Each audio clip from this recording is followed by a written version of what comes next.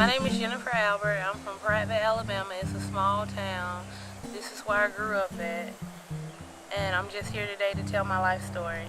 It all started out when I was 6 years old. I was in this house right here. My grandmother was in the kitchen cooking, and I was watching cartoons.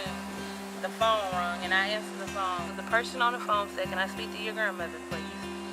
I gave her the phone, and then she hung up the phone and said, "We gotta go because your mom's been shot." Right when they put my mom in, she had to go to ICU because she got shot in the heart. And every day, they was trying to get my grandmother to say, they was telling her your daughter's already dead, but it was hard for her. But she ended up having to pull the plug after 2 weeks in ICU, and that's when my mom died.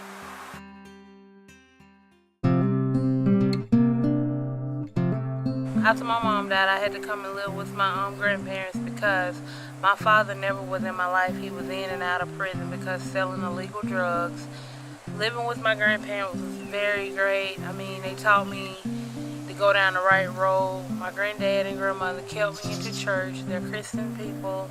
They taught me how to love one another. No matter what color a person's skin is, you should always treat everybody the same. And then the guy who killed my mother, he was sentenced 15 years sentence. And he only served 6. And he got out, without us even knowing it.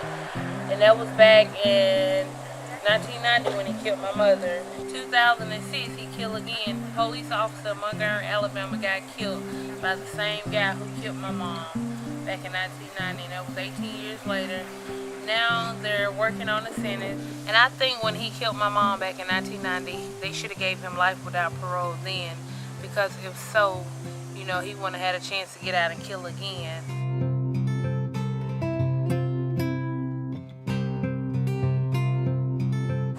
Life has been hard, but I don't let the pain decide who I am. I have a 5-year-old son. He is my heart. Every day, I think because of him is the reason why I go forward, and I'm not going to stop. And my grandparents, the two who raised me, they're still a big part of my life. They're still there for me every single day. My grandmother has been over backwards for me, and my grandfather. They never let me down. They was always in my life.